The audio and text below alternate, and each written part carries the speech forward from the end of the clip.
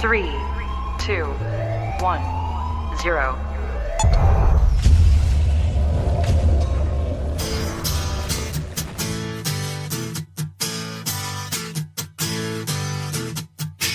Hey, you! Yeah, you! Come here for a minute. I want to talk to you.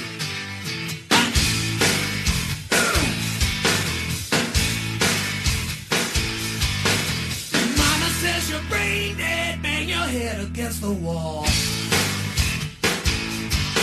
Can't find peace of mind, brain needs an overhaul. Bonehead, brain dead, we're all the same.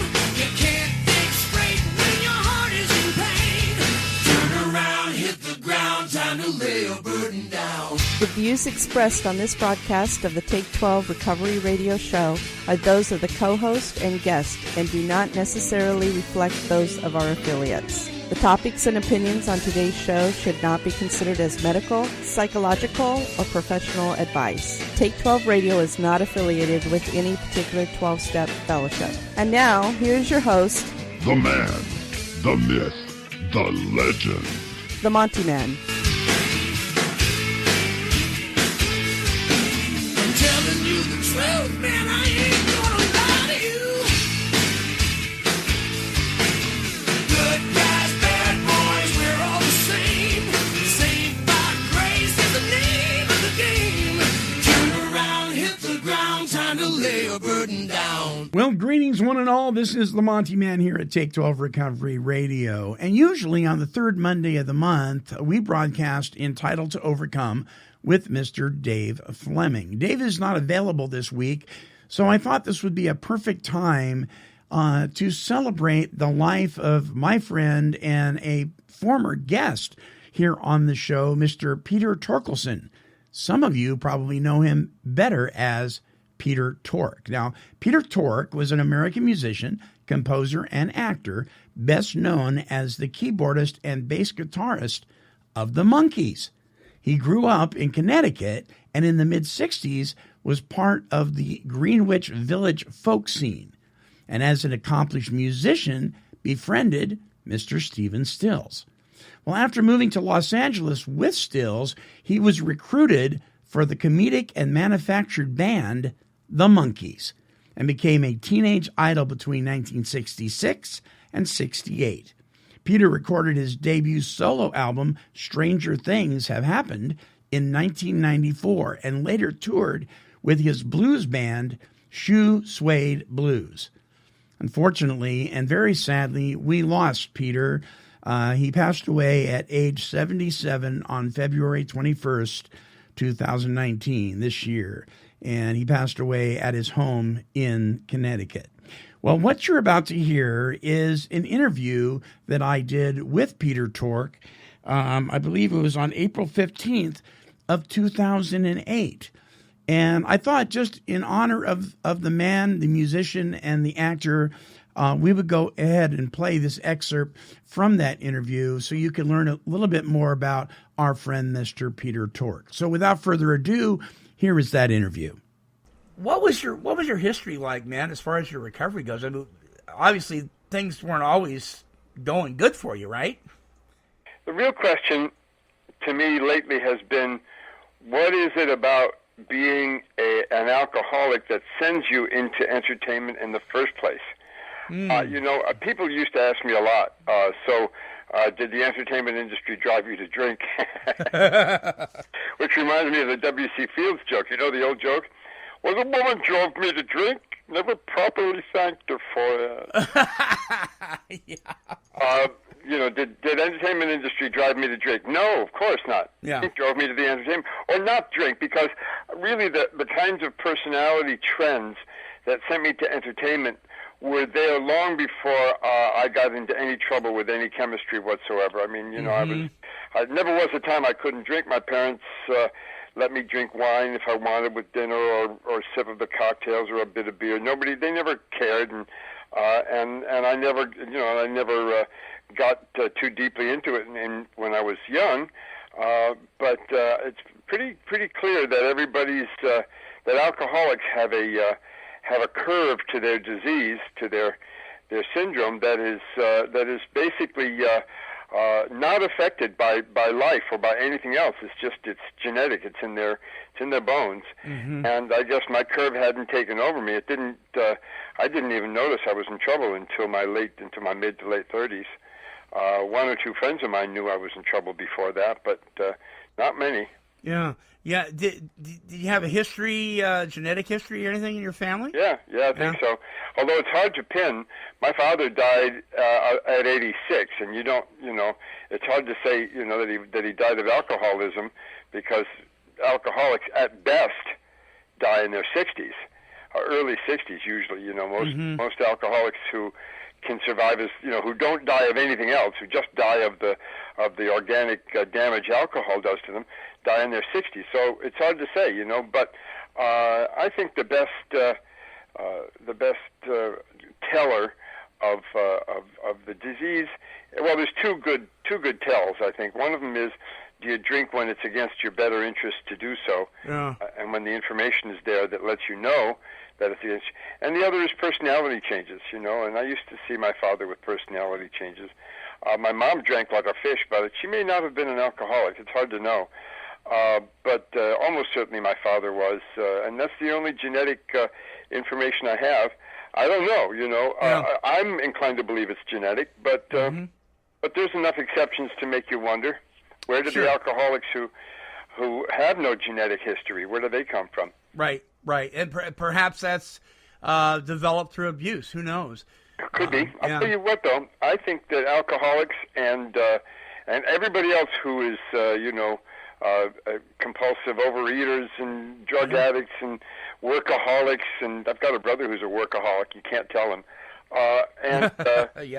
Everybody else, I think that we're all a mutant. I think we're all mutants.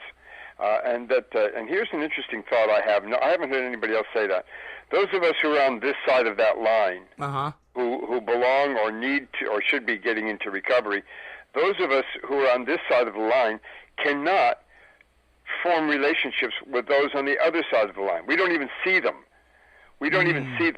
Everybody, and that means Al-anons too. Al-anons are on this side of the line.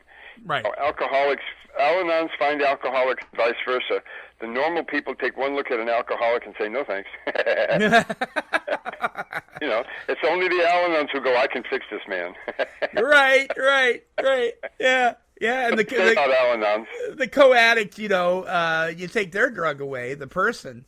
Yeah. What's that look like? I don't. I think they go into withdrawals. You know what they say about Al-anons? When they die, somebody else's life flashes before their eyes. I'm writing that down. Sounds like a good bumper sticker for an AA convention. I don't know what it is. Yeah. Did anybody approach you and say, Peter, man, what are you doing? Nope.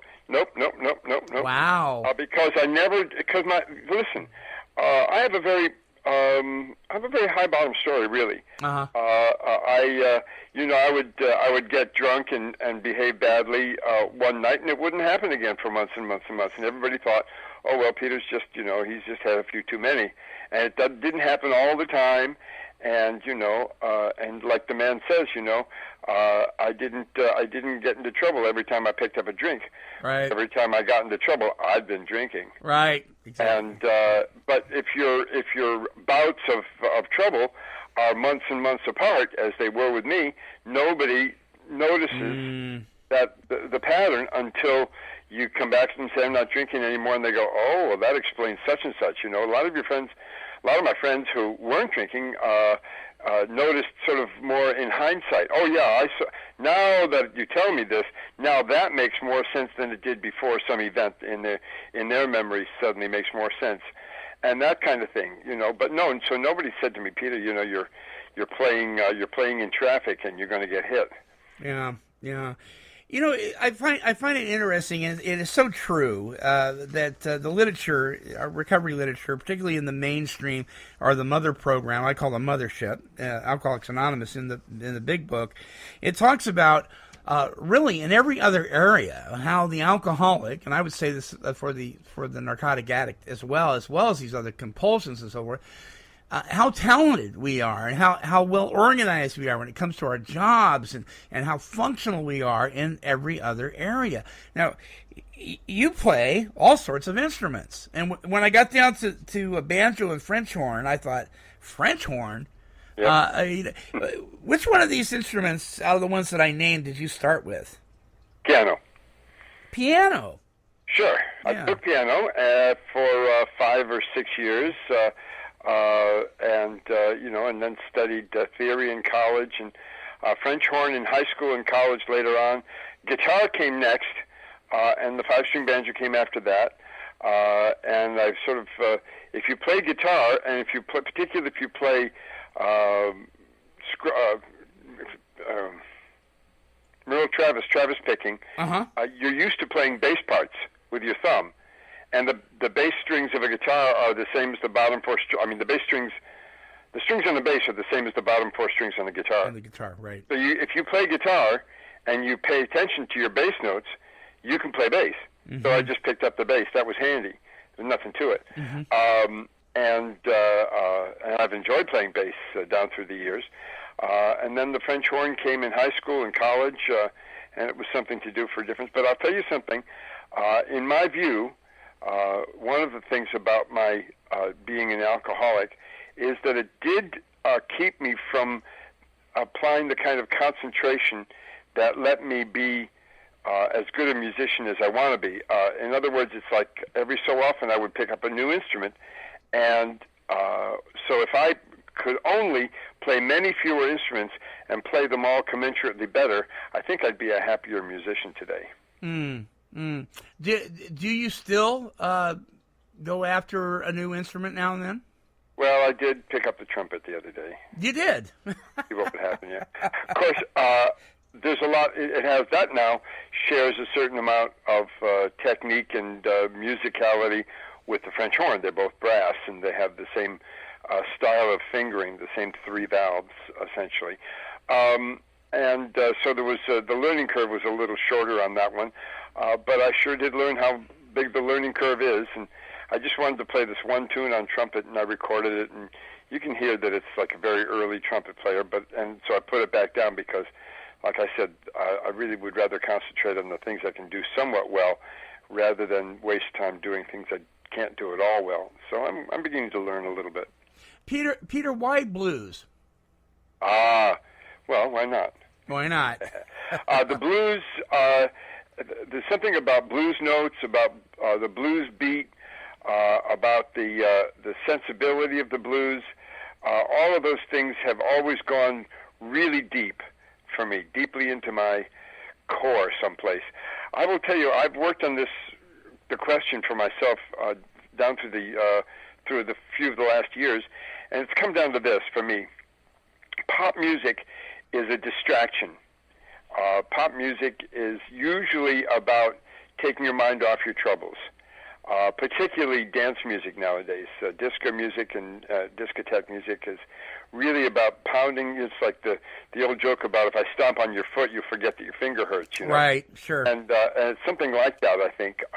But the blues is genuinely healing because, and it works into the issues of recovery and the disease of alcoholism, and all the diseases are diseases of isolation.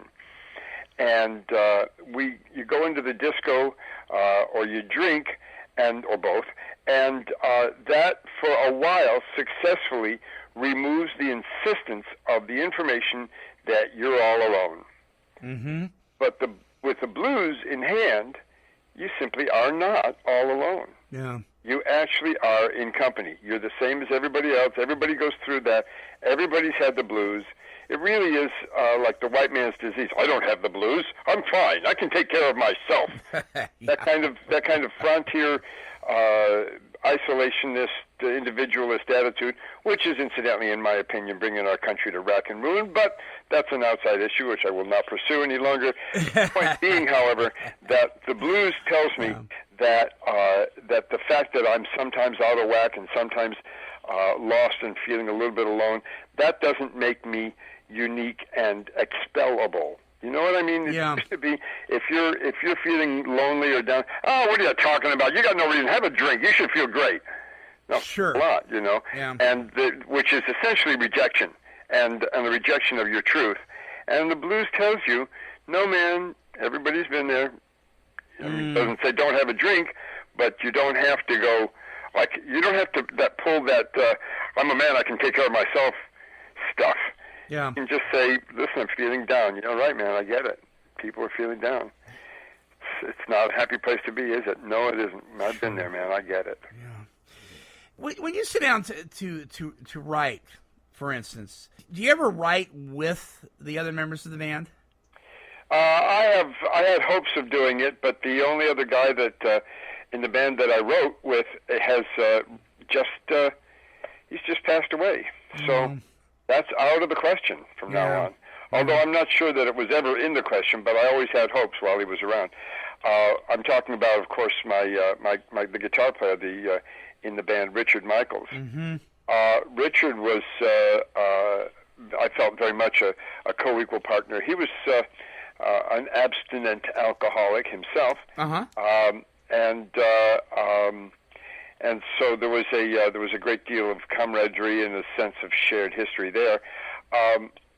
But now that he's gone, I have no sense of musical communion with the other members of the band. Not yet. It might still happen. The drummer is a fellow that I knew from a way back who wrote a really good song when I was much younger, and maybe he's interested in writing, and we'll see what happens there. The guitar player and the bass player are not songwriters, as far as I can tell. Okay. Let's listen to this song, I Know Love. You want to tell us about it? Well, I know Love, but I don't know the song. That is to say, the guy who wrote it was, I can't remember his name, but he was the guitar player in Sha Na Na, the old the doo-wop cover band of the 70s. Sure. Had a TV show of their own, and there was something about and we tried it for a little while, and then it didn't seem to work, and then we changed the bass part, and suddenly it seemed to have a kick to it, and then Richard and I sang duet, just straight vocal doubles, and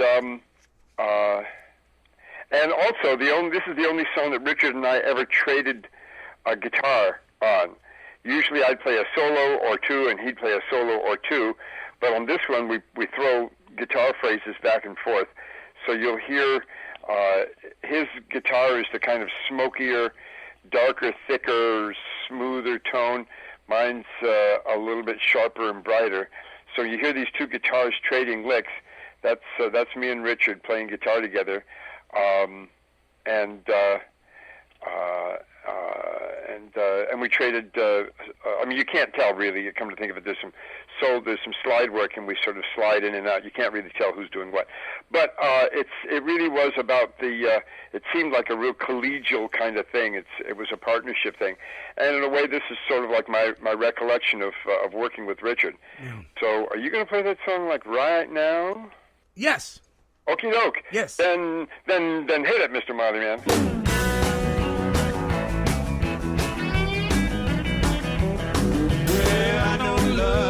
Don't do good. I know love when it does what it should. I know love cause you know I've had my share of loving both the good and bad. I know love and it do what it wants to do. I know love when it hit me and a honey love so do you. Well, I know love when it's right and it's true. I know love when it's black and it's blue. I know love cause you know I've had my share of loving both the good and bad. I know love and it do what it wants to do. I know love when it hit me and a honey love so do you.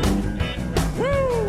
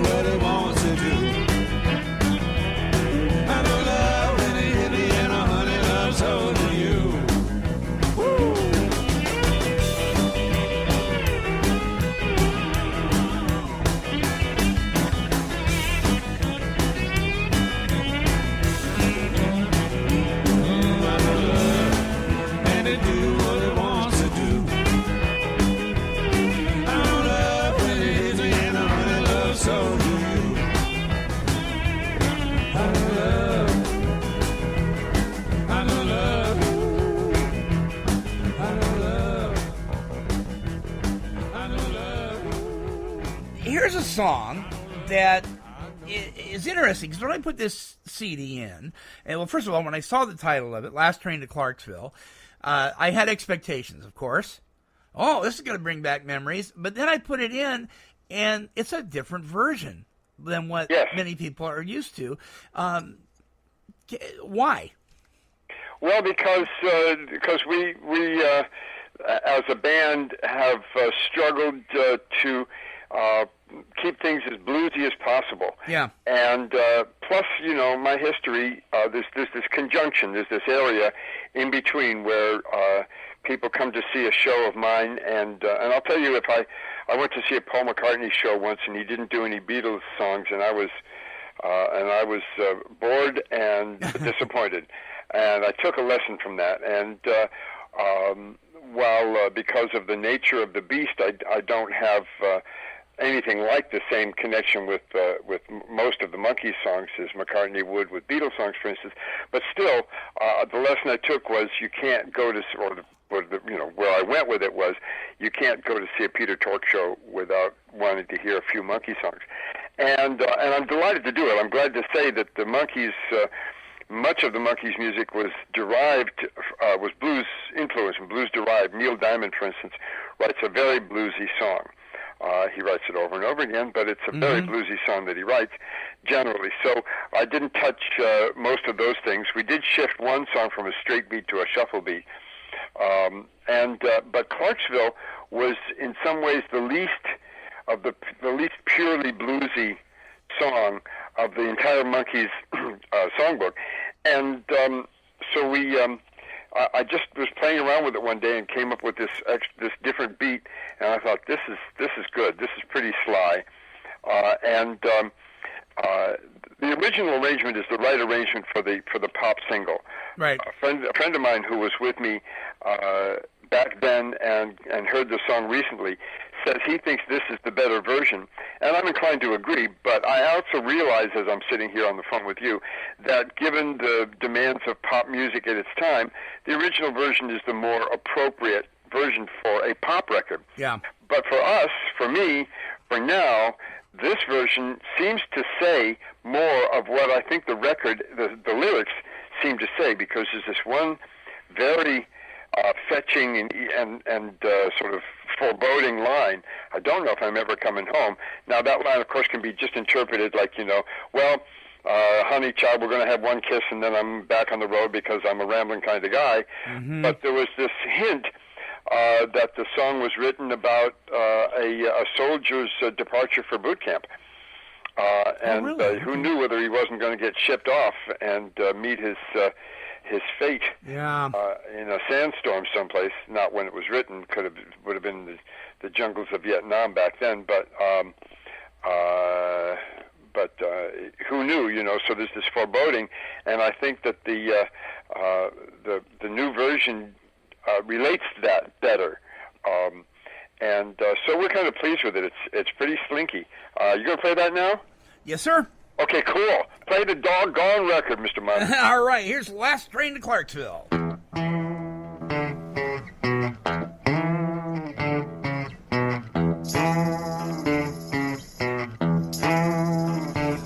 Take the last train to Clarksville, and I'll meet you at the station. You can't be here by 4:30, 'cause I've made your reservation. Don't be slow. Oh, no, no, no. Oh, no, no, no. 'Cause I'm leaving in the morning, and I must see you again. We'll have one more night together till the morning brings my train, and I must go. Oh, no, no, no. Oh, no, no, no. And I don't know if I'm ever coming home. Take the last train to Clarksville. I'll be waiting at the station. We'll have time for coffee-flavored kisses and a bit of conversation. Whoa. Oh, no, no, no. Oh, no, no, no.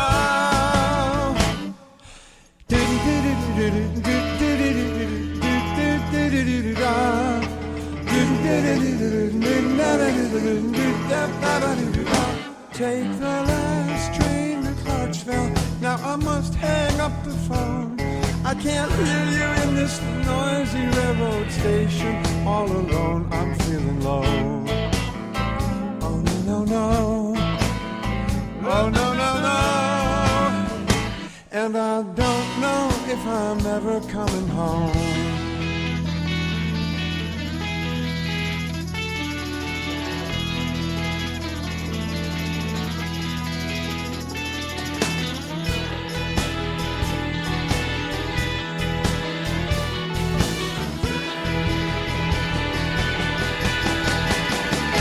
Take the last train to Clarksville, and I'll meet you at the station. You can be here by 4:30, 'cause I've made your reservation. Don't be slow. Oh, no, no, no. Oh, no, no, no. And I don't know if I'm ever coming home. Take the last train to Clarksville. Take the last train to Clarksville. Take the last train to Clarksville. Take the last train to Clarksville. Handsomely done, my friend. You know, Peter, I put this in. I listened to it, and like I said, I had expectations, and so because I was expecting that fast thing, you know. And I went, huh? And I had to think about it for a minute. And then I played it again. And you're right. You know, it has a deeper meaning. It made me think. And, of course, I had no idea about going off to war. You know, we don't know for sure. It's probably only a rumor. But there was some indication along those lines. Right. But enjoyed it very, very much, as I do all the songs that you have on your CD. On the back of the CD, it says, all men should strive to learn before they die what they are running from and to and why. And written by James Thurber. And any particular reason why this is on your CD? Does it mean something special to you?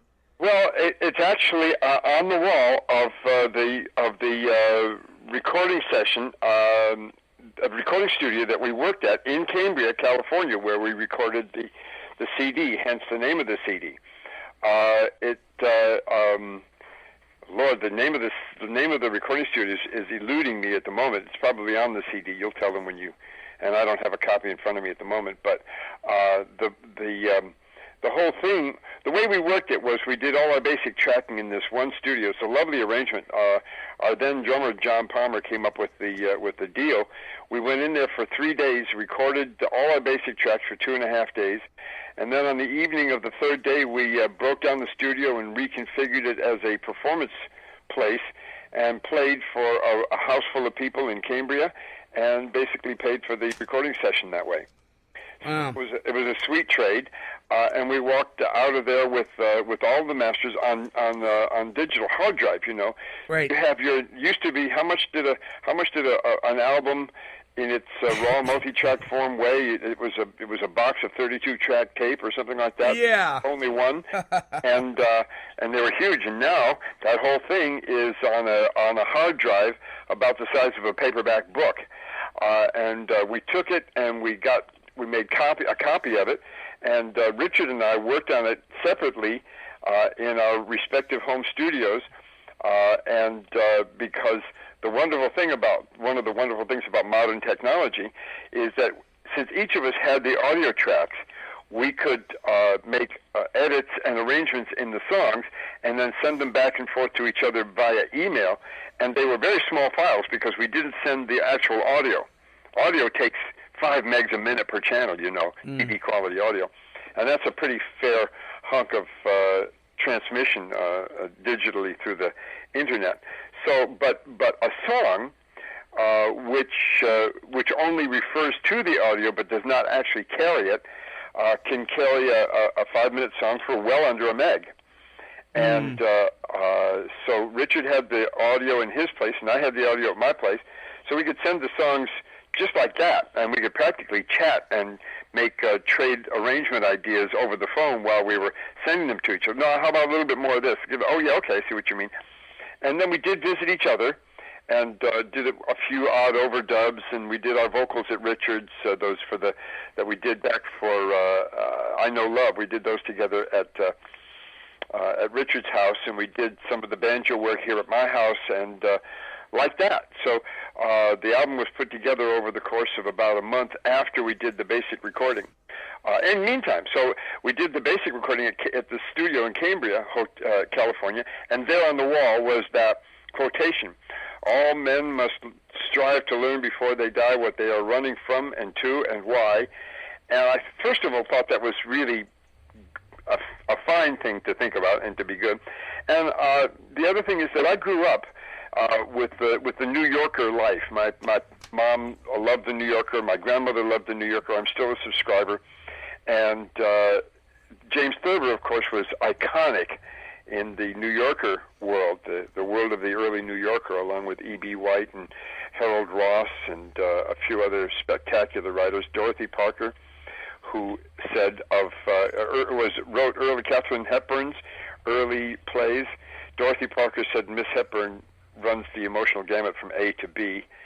Really? And was famous for that kind of sharp crack. And so there was that James Thurber thing, and so all in all, it seemed like the ideal thing to put on the back of the CD. Yeah, great CD cover. And back now, the building you're standing in front of, was that the studio? Yes, that's the studio also. Yeah. And what you're looking at there is actually that's a composite photo. I wasn't in the doorway when that shot was, the original shot was taken, but we found another shot of me in the doorway, and I photoshopped it in, because I'm feeling pretty clever with my hands that way. Well, good job. And until you said something, I wouldn't have known at all. Yeah. Yeah. Okay. One of the fans, it was a funny thing. One of the fans wrote, well, there's Peter looking in disapproval at AJ smoking. That's Arnold. Bass player. Arnold's lighting a cigarette. He's sitting on the step lighting a cigarette. And she said, and he's looking down in disapproval at AJ smoking a cigarette. And, of course, I wasn't looking at AJ at all. Right. Or if he was, he might not have been smoking. Who knows? It wasn't even the same photo, like I said. Sure. Well, it's funny that you say that, because that's exactly what I was thinking. Yeah. He's going down there going, I wonder if that's his last cigarette. I wonder if I ought to just grab it out of his mouth and put it out. I have this... No, AJ still smokes. There's nothing, and I wish he wouldn't, of course, because I'm concerned about his well-being, but... Well, I get pretty bold about it, Peter. I have this reputation around my home group. When the Monty'man says, "Hey, can I have a cigarette?" do not give it to him, because he will snap it in two. And I get away with it, but I guess it's because it's been years of doing that. And it's kind of funny. Yeah, I can't fix you, but maybe I can, add maybe 30 seconds to your life. That's kind of like hiding or destroying the bottle. It is, isn't it? Oh man, talk about co-addict. Trying to hold off the tide. Yeah. The whole thing about recovery and abstinence, alcoholic abstinence for people who have the help it takes to abstain with the community and with a full heart, is that we just acknowledge that there's never going to be an end to booze, and you're not going to stop anybody from taking away their bottles. So why even bother? All you do is pick up a fuss, and that's definitely not what we're about. Kicking up a fuss in anybody else's life. No. And it's become kind of stop that snapping of cigarettes, will you, Monty? Yeah. Well, you're just trying to take control, aren't you? That's right. That's right. No, it's become kind of a trademark, kind of a fun thing now, and other people, say, all right, let's see if he can get away with grabbing the cigarette from so-and-so, But you know what? It's really kind of unfair these days, because those doggone things are expensive, man. Well... Yeah. It's not my concern. No, it's not, but it's kind of fun. Do you keep in contact with any of the other guys from the Monkees? Yeah, occasionally, a little bit here and there. Yeah? Not Michael.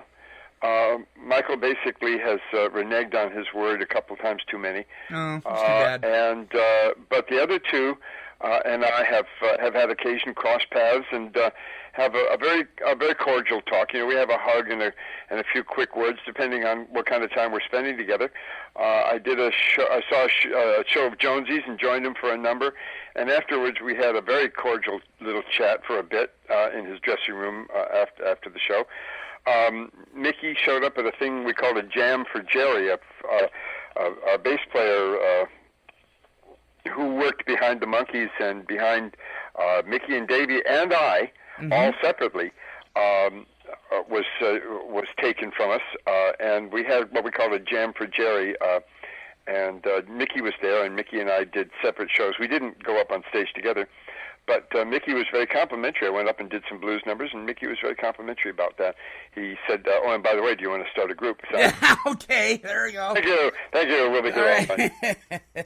Well, I'm just thinking here. You know, how many times have you been asked to start a group or be in one or you know, since the Not very often. Not very often. Yeah. No, Yeah. and it's funny because really being in a group is about the only thing I've ever really wanted to do. I've wanted to do many things in my life, but the most consistent and deepest desire has been to be part of a good musical group. Mm-hmm. Do you sponsor anybody, Peter? Surely. Yeah. Yeah. How important is that for your recovery? Not very. Can you expound on that a little bit? Well, I don't. I have been between sponsors myself for 20-some years. Yeah. I don't know why. I don't recommend it, and I don't quite get it. I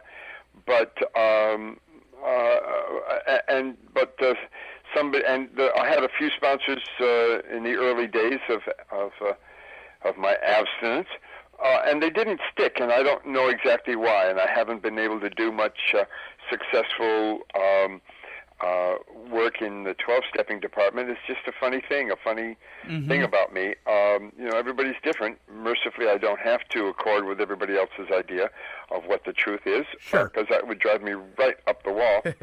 But this one guy asked me, and we're working on the steps. And it's good. I'm not, I'm not saying it's a negative thing at all, but it's really part of the. For me, it is. I'm doing it because it's incumbent upon me to do it, and because I believe the people who say you have to give it away to keep it. Mm-hmm. I don't have a sense of being much more sober because I'm dealing with this guy than I would if I weren't dealing with this guy. Mm-hmm. And that's what I mean by not very important. I don't have a feeling of a difference. Right, that if you're not sponsoring, you're going to go out and drink or something. That's right. I don't have that feeling. Yeah. Since I have, the years and years I had neither sponsors nor sponsees. I think I go about the same process in a different way. There are a few people that I am mentoring on a broader scale, and when recovery issues come into play, of course I talk about abstinence and asking for help, and ask for help in the morning, say thank you at night, those kinds of things. But for me, here's something about that I've been saying a lot, and I'll throw it out there. For me, the business of not picking up a drink, the actual point of abstinence, is kind of like the king in chess. Critical, but not a big deal. If you play chess, you know the king is not a terribly important piece in terms of the power of the game. Right. You can move one square in any direction, that's it. The queen is the power piece on the metaphor. It'd be interesting. But so, and in a way, the metaphor holds in that the business of abstinence. The game is. I have no game if I'm not abstinent. The game is over. Yeah. As far as I'm concerned, I'm not abstinent. But abstinence is not the be-all and the end-all of my life. The point of my life is my life. The program, as I understand it, is a bridge back to life. That's the name of the game. Mm-hmm. And so I stay abstinent in order to lead the life, or to have a chance at the life I wanted. And so in the same sense, to me, the issues of sponsorship are about what you might call life training, more than just directly on the business of doing step work or the business of being abstinent per se. When you're in a meeting, and I have people ask me this actually quite often, they say, Monty, when you're talking to these folks, people that were well known maybe when they were younger, and those that are still playing in some venue of another, do they have to go to meetings that are kind of separate from everybody else, or how do they feel about it? I know in California they have musicians meetings where you go in and you can read poetry and you can play and that kind of thing, and then they have the meeting. But do you ever go to a meeting and somebody's kind of like, do I know that guy? Who is that? Do I talk to him? Do I ask him if he's Peter Tork? I mean, do you experience that at all? Well, let's start with this, Monty. As far as I'm concerned, when it says anonymity at the level of press, radio, and films, mm-hmm. I kind of count the Internet. Yes. So, what I have to say about that is that when I'm with people that I rely upon to help ground me and keep me remembering my origins, yeah. That seems to be the only thing that matters at the time. There are occasions when I've wandered in and people have become involved with my fame, but since my primary purpose is to, that my starting point, my focal point, is about.